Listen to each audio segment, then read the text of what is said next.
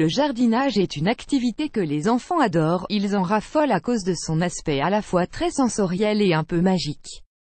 En plus, les pouvoirs pédagogiques du jardinage sont multiples: éveil des sens, repérage dans le temps, organisation de l'espace, travail psychomoteur pour effectuer les différents gestes, tout contribue à en faire une activité éducative complète.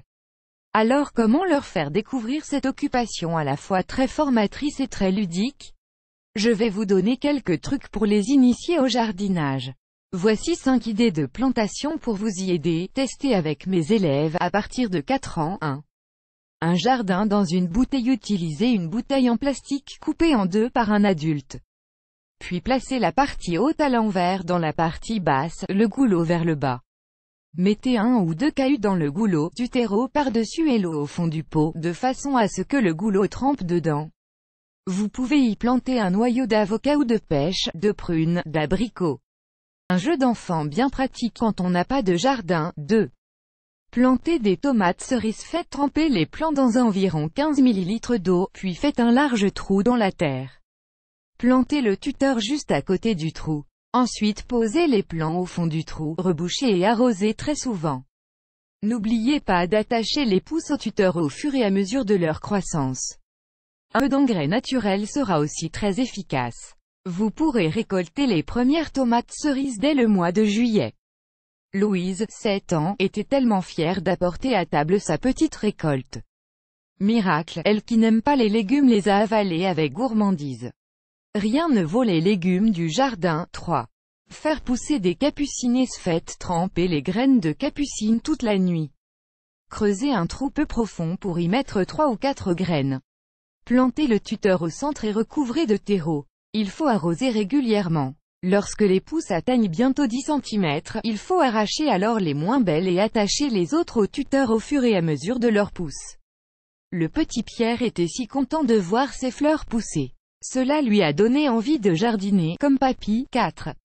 Les bulbes de tulipailles se plantent à l'automne, dans un endroit ensoleillé. Faites un trou 2 ou 3 fois plus profond que la hauteur du bulbe, et mettez-les par groupe en nombre impair. Arrosez régulièrement pour avoir de jolies tulipes au printemps. 5. Les lentilles. Ma préférée, les enfants adorent, il suffit de faire tremper une poignée de lentilles toute une nuit dans un peu d'eau.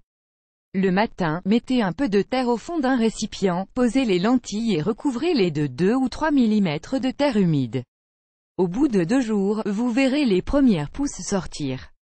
Et elles vont grandir à vue d'œil de jour en jour. Cette plantation ne demande que très peu d'attention et on trouve des lentilles en supermarché. Mes élèves étaient si contents et fiers de montrer à leur maman leur petit pot avec les lentilles germées. Grâce à cette expérience, ils avaient compris que les légumes et les fruits venaient de la terre. Certaines mamans m'ont confié que leur bout de chou avait pris soin de leurs pousses de lentilles pendant longtemps, s'émerveillant de chaque évolution. Les enfants sont tout capables de réaliser ces expériences simples, qui leur procurent le plaisir de voir pousser ce qu'ils ont planté et entretenu avec un minimum de soin. À votre tour, si vous avez d'autres exemples de jardinage facile avec des enfants, nous les lirons volontiers dans vos commentaires. On a hâte de les découvrir.